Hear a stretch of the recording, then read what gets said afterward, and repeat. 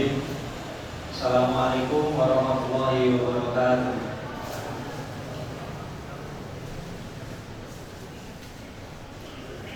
Innal hamdalillah nahmaduhu wa nasta'inuhu wa nastaghfiruh wa na'udzu billahi min shururi anfusina wa min sayyiati a'malina.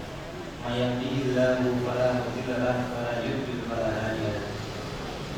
Asyhadu an la ilaha illallah wa asyhadu anna Muhammadan abduhu wa rasuluh. Allahumma shalli ala Muhammad wa ala ali tasliman katsiran wa ba'd. Yang saya hormati senior kami di Fakultas Teknik, Syekh Ruji dan Gus Suryo ini, dan rekan-rekan mahasiswa yang berbahagia pada sore hari ini. Senang sekali alhamdulillah sore hari ini kita bisa bertemu lagi di kajian sore di masjid yang luar biasa ini, Masjid Al-Hadir. Baik, Bapak Ibu semua, adik-adik yang kami hormati,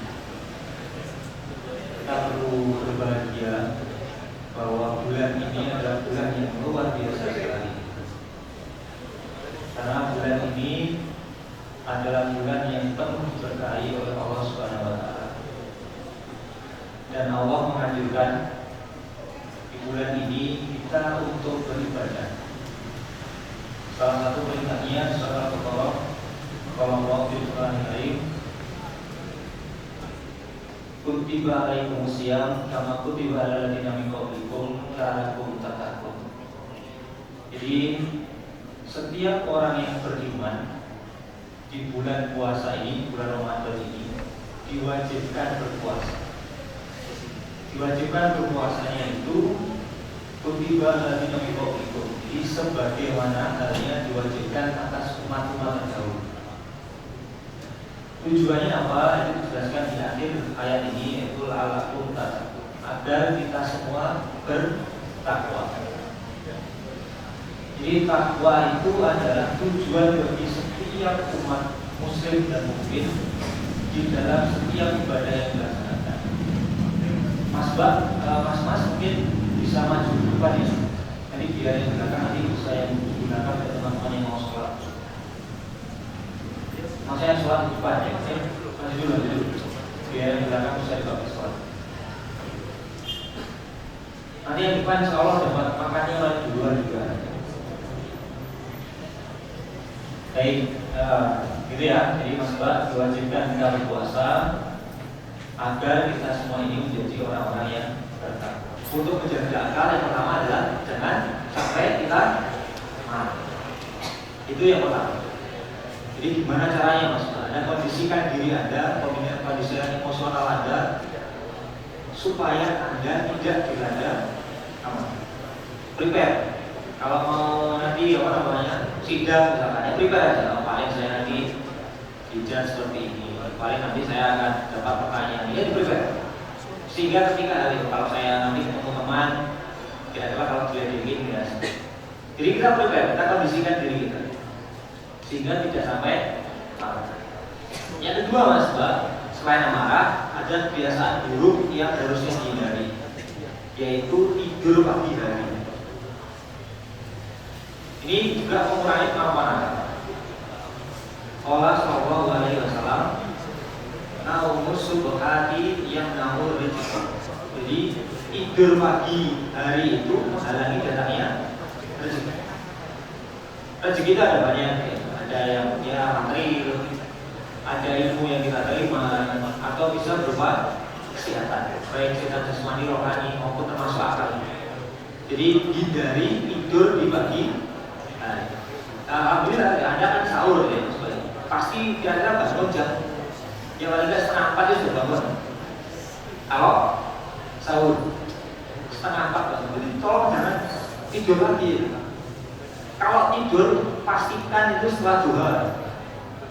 Jadi kira-kira kalau sudah kuat benar itu usahakan jam 7 baru tidur. Kalau misalkan nggak kuat benar, ayo usahakan jangan. Nanti tidur lagi kira-kira jam 10. Baik, Hal ini diperkuat sabda Rasulullah ya Allah doanya. Ini doa Rasulullah kepada umatnya berkaitan dengan waktu pagi. Jadi Rasulullah itu berdoa, Allahumma barik li ummati fi bukuriha wa kana idza ba'atha sariyatan ba'athahu min awwalina. Jadi ya Allah berkailah untuk umatku dalam kegiatan pagi. Dan apabila Rasulullah mengirimkan pasukan, Rasulullah pun selalu mengirimkannya itu dalam pagi hari. Ini tanda betapa istimewanya waktu pagi hari. Jadi Mas Mbak, lebih baik kita itu tidur awal malam daripada kehilangan pagi hari. Karena pagi hari itu diberkahi.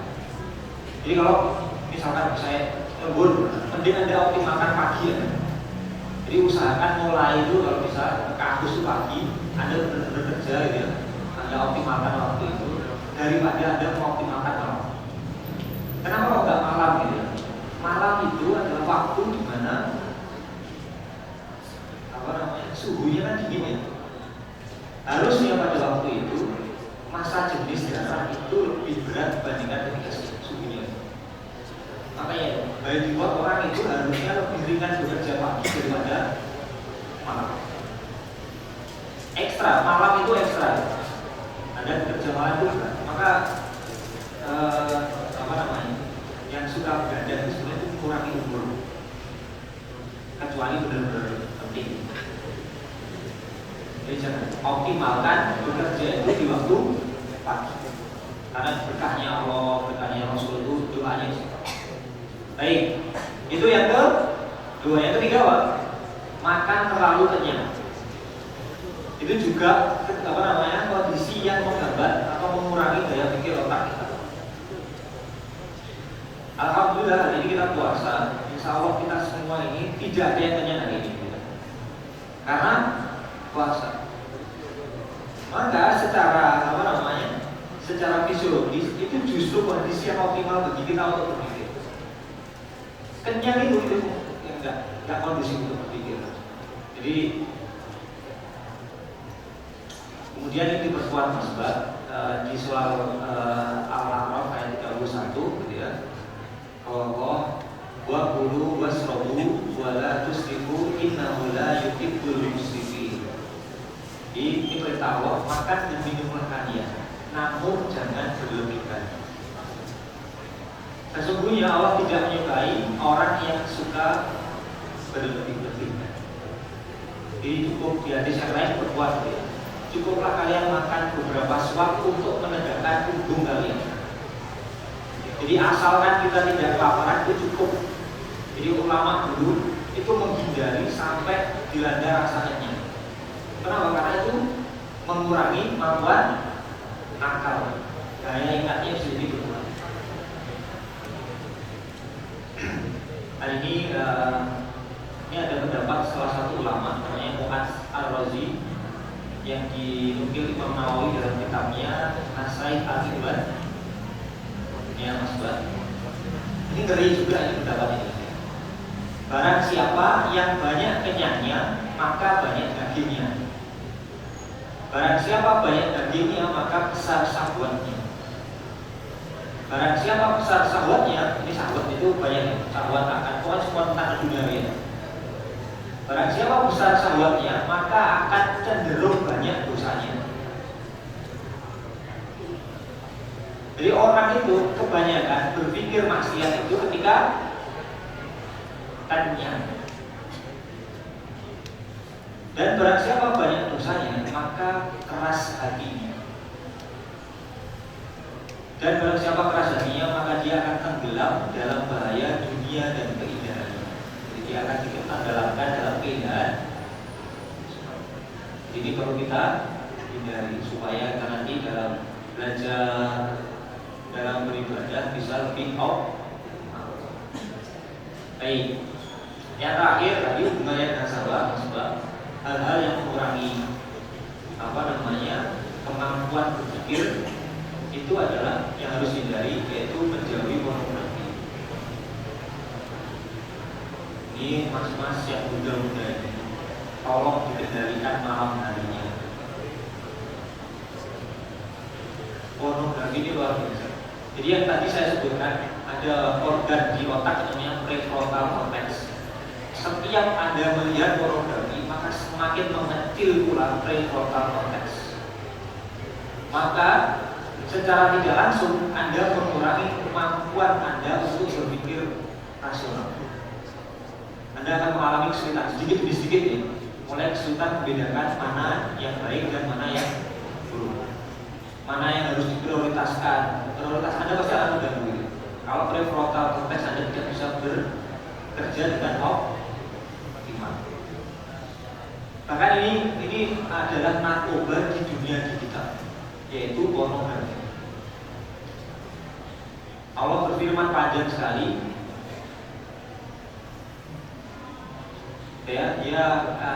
Artinya katakanlah kepada orang laki-laki yang beriman, hendaklah mereka menjaga pandangannya dan memelihara kemaluannya. Yang demikian itu lebih suci bagi mereka. Sesungguhnya Allah adalah Maha mengetahui apa yang mereka perbuat. Ini apa seperti tolong ingat-ingat, pornografi hari ini itu membanjiri kita dan itu harus kita peduli. Nah, yang rugi Anda sendiri. Anda bisa tertawa hari ini, tapi Anda akan merasakan dampaknya itu sekian tahun itu. Dan memori itu sekali masuk ke Anda itu akan sulit dihapus. Bahkan yang kecanduan itu Anda perlu segera bertobat sebelum prefrontal cortex Anda itu kehilangan fungsi. Baik.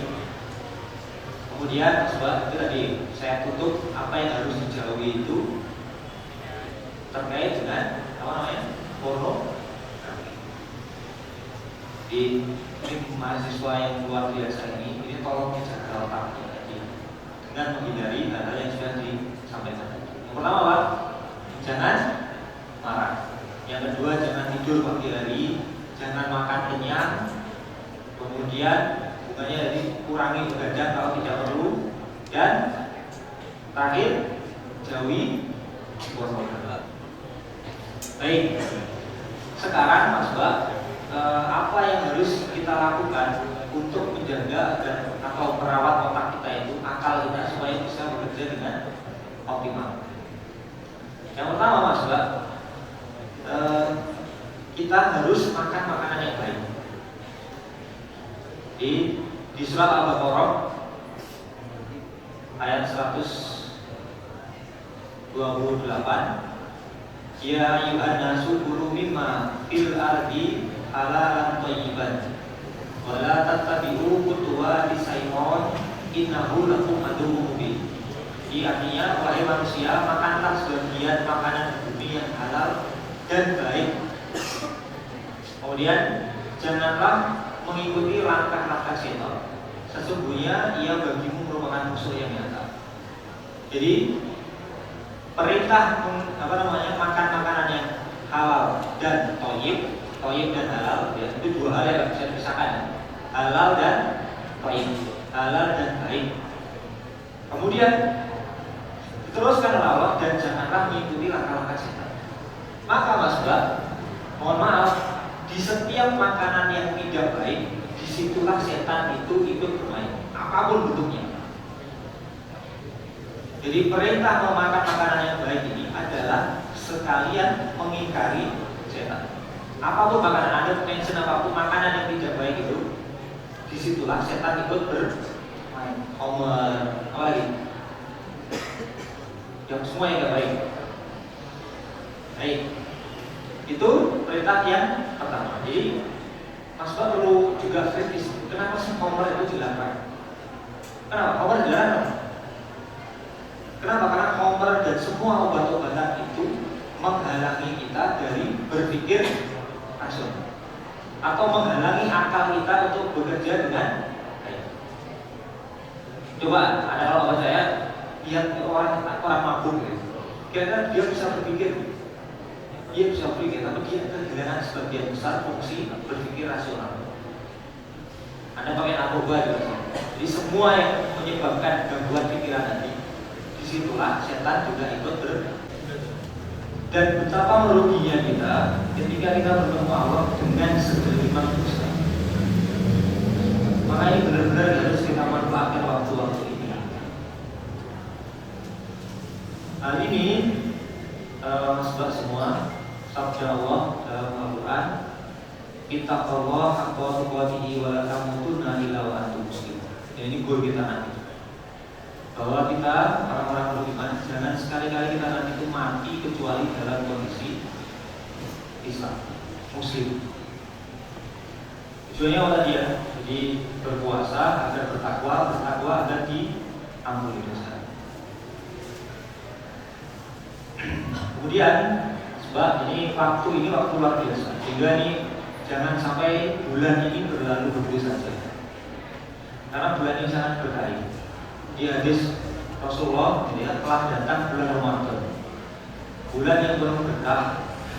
Maka Allah mewajibkan kalian untuk berpuasa pada bulan itu di saat pintu-pintu surga dibuka, sedangkan pintu-pintu neraka itu ditutup. Para setan diikat pada bulan itu, dan terdapat suatu malam yang nilainya lebih baik daripada 1000 bulan. Jadi Mas Mbak, ini bulan ini itu adalah bulan yang memudahkan kita dalam beribadah. Kenapa? Karena pada bulan ini berkah Allah itu turunkan, pintu surga dibuka. Kalau kita itu surga itu hawanya nyaman, kondusif, setannya dibelenggu. Jadi godaan itu harusnya minimal sebulan. Makanya harus benar-benar kita manfaatkan untuk mendapatkan ampun. Karena perintahnya tadi adalah bertakwa, Mas Mbak, ya, Bapak Ibu semua. Maka kita perlu memiliki instrumen untuk bertakwa. Jadi takwa itu salah satu definisinya adalah menjalankan perintah Allah dan menjauhi larangannya. Terus pertanyaannya, gimana kita itu bisa menjalankan perintah Allah dan menjauhi larangannya? Maka Allah memberikan instrumen bagi kita. Apa instrumennya? Yaitu akal kita. Akal itulah yang dapat kita gunakan sebagai dasar untuk membedakan mana yang hak dan yang batil, mana perintah Allah dan mana larangan Allah, mana yang harus kita lakukan dan mana yang harus kita hindari. Dan Allah memberikan arahan bagi kita di surat Al-Imran ayat 190, ya. Inna fi khalqis samawati wal ardi wa ikhtilafil laili wan nahari la ayatin li ulil albab. Sesungguhnya dalam penciptaan langit dan bumi serta pergantian malam dan siang itu terdapat kebesaran Allah bagi orang-orang yang berakal. Jadi Mas Mbak semua perlu ketahui bahwa semua petunjuk Allah itu, semua kebesaran Allah hanya bisa diketahui bagi orang-orang yang berakal. Ada ayat lain di ayat 191 dilanjutkan oleh Allah, alladzina yadhkuruna Allaha qiyaman wa qu'udan wa 'ala junubihim wa yatafakkaruna 'ala fi khalqis samawati wal ardi rabbana ma khalaqta hadza batila subhanaka faqina adzabannar. Yang artinya yaitu orang-orang yang mengingat. Jadi orang yang berakal tadi itu adalah orang-orang yang mengingat Allah sambil berdiri, duduk atau dalam keadaan berbaring, dan memikirkan tentang penciptaan langit dan bumi seraya berkata, ya Tuhan kami, tidaklah Engkau menciptakan semua ini dan sia-sia. Maha suci Engkau, lindungilah kami dari azab. Jadi dimulai dari perintah berpikir untuk menghayati semua ciptaan Allah, kemudian diakhiri dengan lindungan Allah dari azab neraka. Jadi ini erat hubungan antara orang yang berpikir dengan perlindungan Allah dari api neraka. Kemudian ada sekian hadis, ya. Ada hadis Rasulullah yang diriwayatkan oleh sahabat Ali bin Abi Thalib radhiyallahu anhu, di mana Rasulullah itu, aku memerintahkan kalian untuk berpikir, karena berpikir adalah awal dari segala kebaikan. Jadi Mas Mbak perlu ketahui, kalau Anda sebelum melakukan tindakan apapun berpikir, insya Allah ujungnya itu adalah kebaikan. Sebaliknya, yang tidak didahului dengan berpikir tadi, berpikir yang jernih, maka ujungnya itu kita nggak tahu. Itu yang gambling. Tapi kalau Anda berpikir dulu sebelum melakukan apapun, insya Allah itu adalah jalan datangnya petunjuk. Hal ini diperkuat oleh hadis Rasulullah yang diriwayatkan oleh Abu Hurairah. Artinya, barang siapa yang menginginkan petunjuk, maka hendaklah ia berpikir. Jadi sekali lagi, petunjuk yang menginginkan petunjuk, maka perintahnya adalah berpikir. Karena insya Allah kalau kita berpikir secara sendiri, nanti petunjuk itu akan datang dengan sendiri dalam pikiran kita. Karena setiap manusia itu by default itu harusnya baik. Maka kalau kita bisa berpikir jernih, dan insya dan diarahkan secara tidak langsung ke arah yang positif.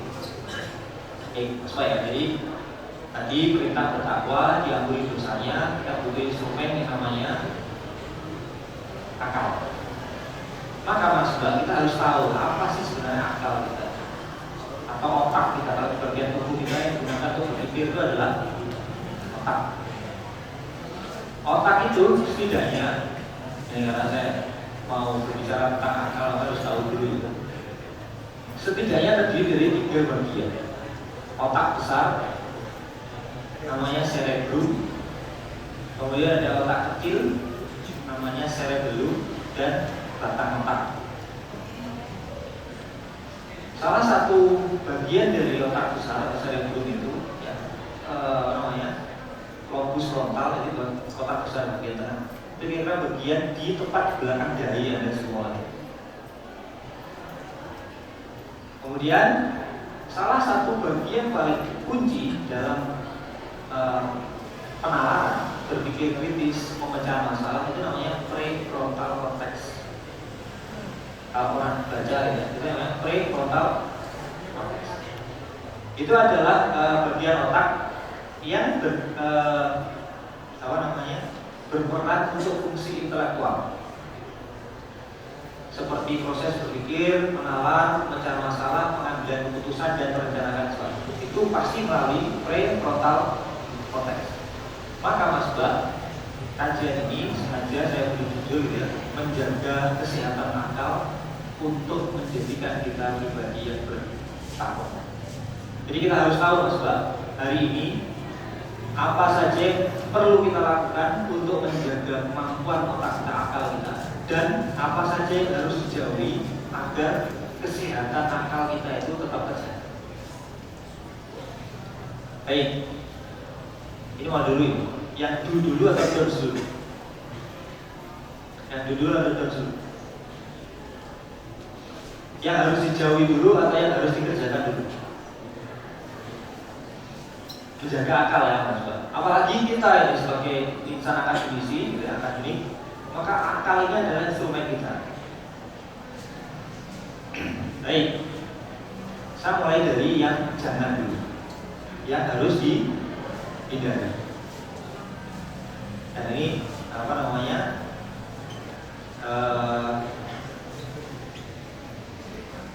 Benar-benar harus kita perhatikan, karena bisa jadi itu menjadi keseharian kita.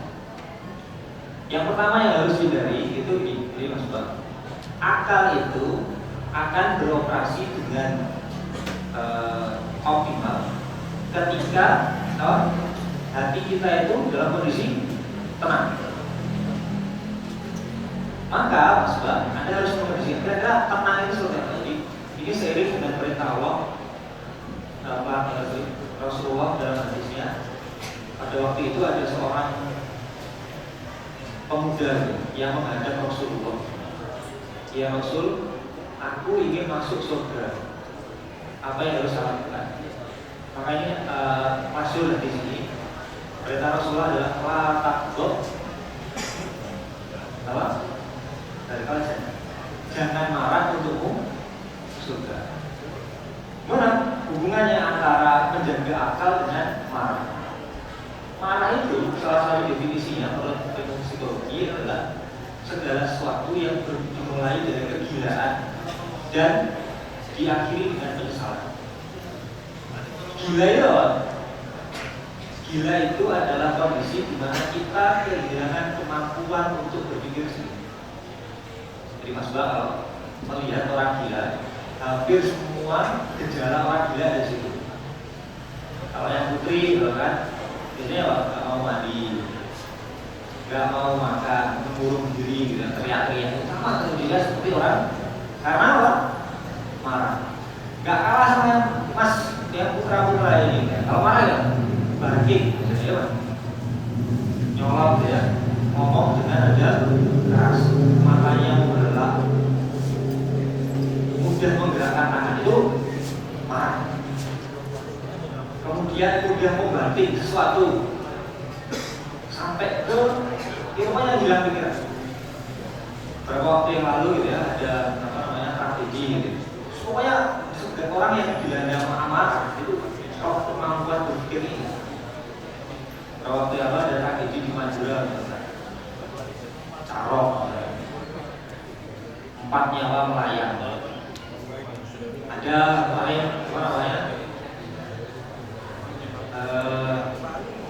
seorang laki-laki yang membunuh keluarga mantannya. Itu karena marah sudah. Jangan berpikir apa pikiran juga ada. Memang karena marah, hilang kemampuan berpikir.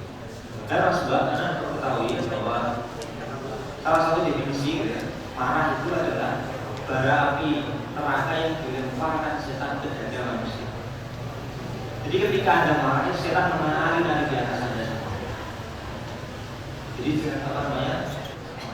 yang membuat itu juga sama, itu semuanya teman-temannya setan. Baik, yang dua Mas Mbak, setelah Anda makan makanan yang thayyib dan halal, maka perintah selanjutnya adalah berzikir. Berzikir itu mengingat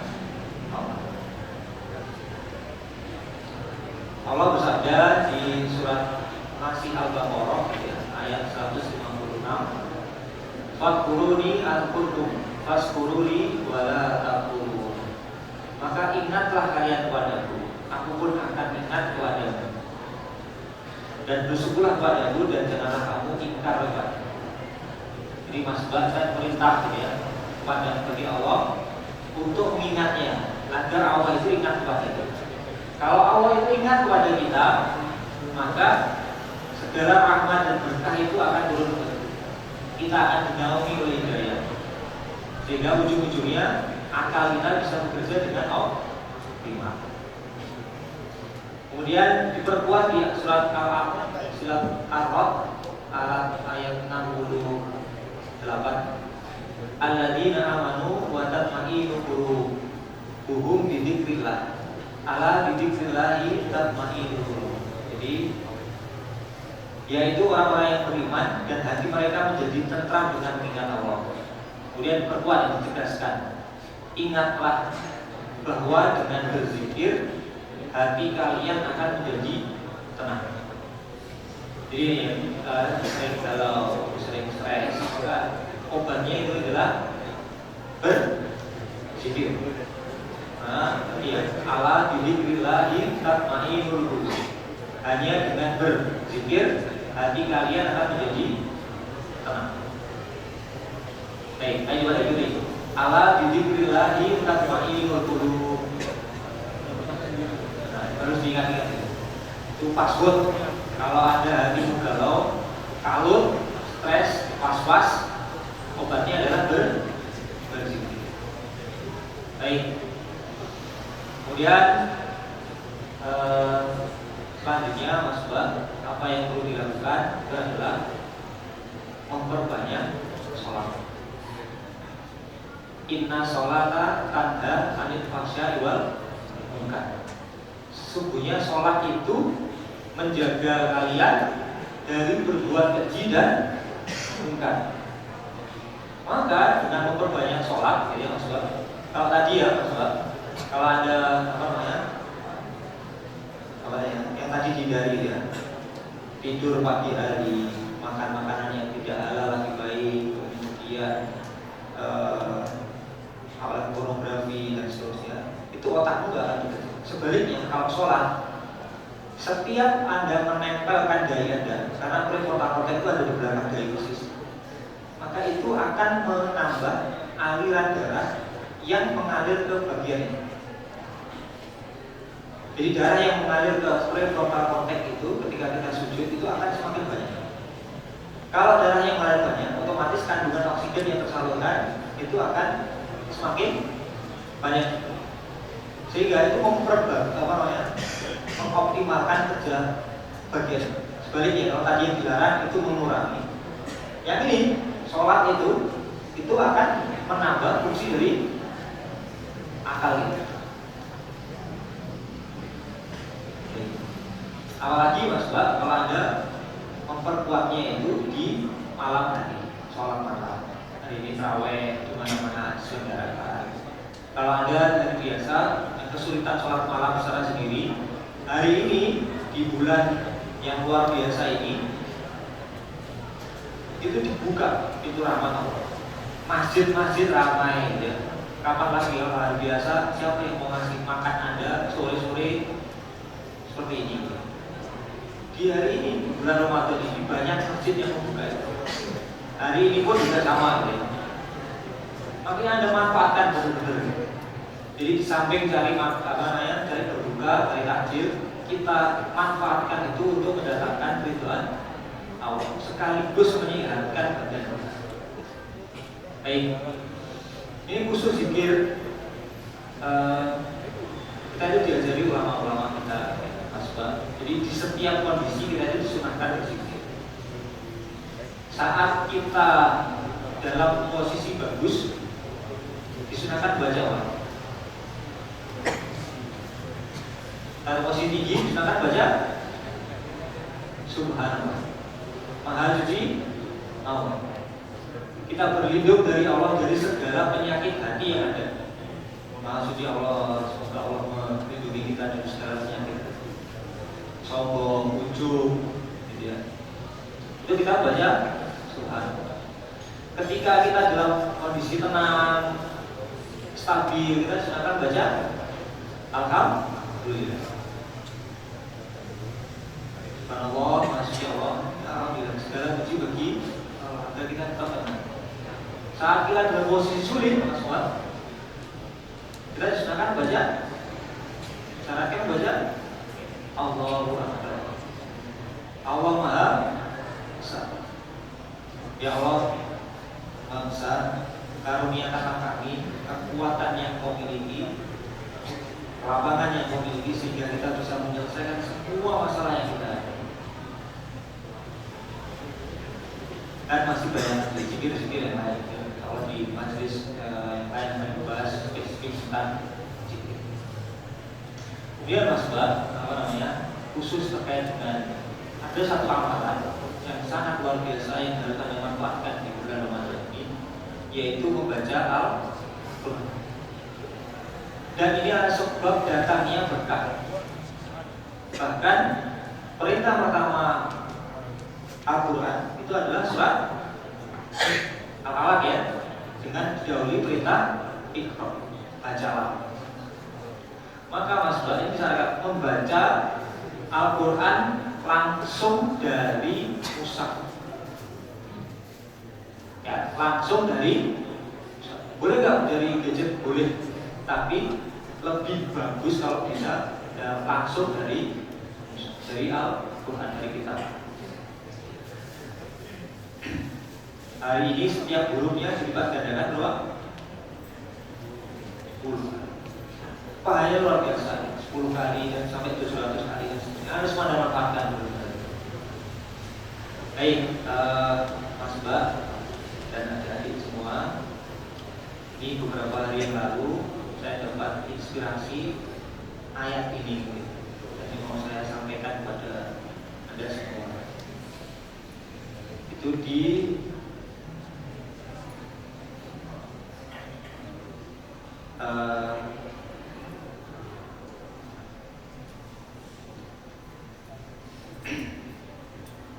jadi kita itu Mas Mbak seringkali pasti dari kita itu menghadapi masalah.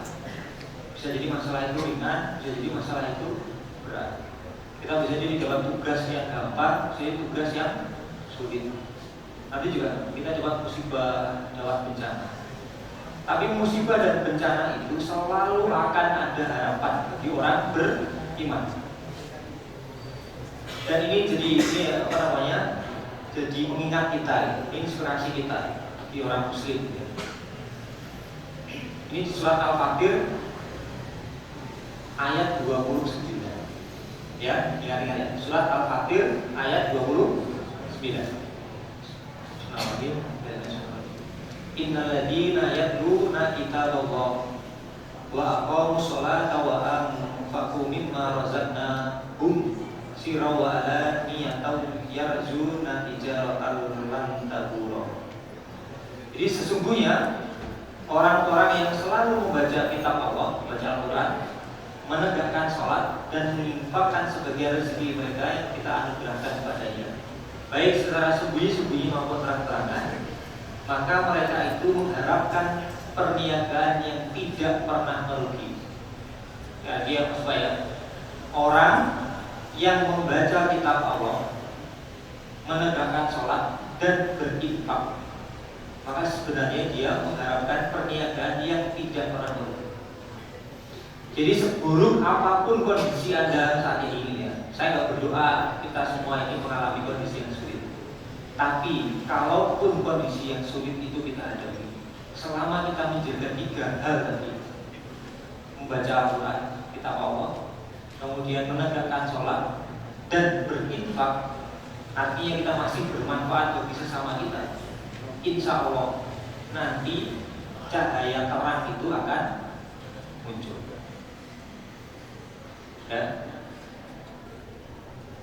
Baik, kemudian Mas Mbak semua, saya cukup berbangga juga hari ini, sore hari ini, Anda semua adalah sekian dari orang-orang yang dilapangkan Allah untuk menghadiri sebuah majelis ilmu di mana kita saling mengingatkan dalam kebenaran dan berlomba-lomba dalam kebaikan. Dan semoga apapun yang kita lakukan pada sore hari ini senantiasa dianggap oleh Allah sebagai amal soleh, dan kita semua insya Allah nanti dipertemukan Allah dengan orang-orang mukmin di surganya. Amin amin ya rabbal alamin. Saya rasa mungkin itu saja yang bisa saya sampaikan kepada Anda semua di sore hari ini. Semoga ibadah kita diterima Allah.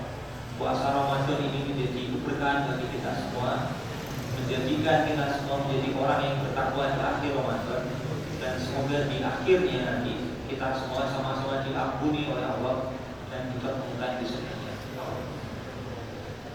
Saya cukupkan saat ini dengan doa. Bismillahirrahmanirrahim. Subhanallahumma wa bihamdika hamdan sakirin, hamdan nabiyin, hamdan ni'amahu wa yukafi mazidah.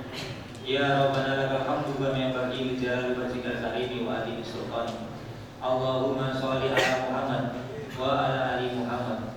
Allahumma fir lil muslimina wal muslimat wal mu'minina wal mu'minat al ahya'i minhum wal amwat innaka sami'un qaribun mujibud da'wati qadil hajat.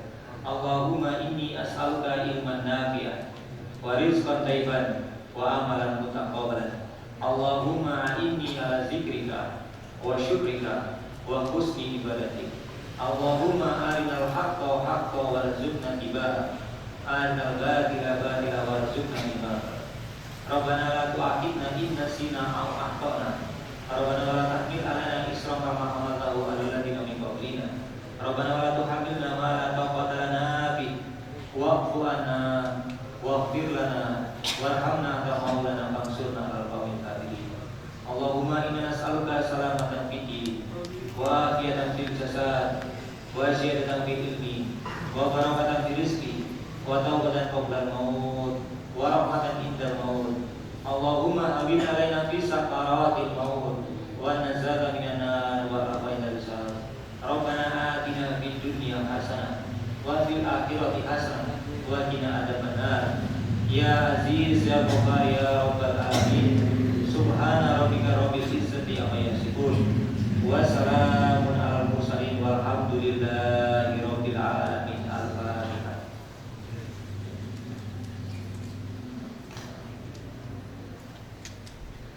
cukupkan. Bila topik walidayah, walidayah. Wassalamualaikum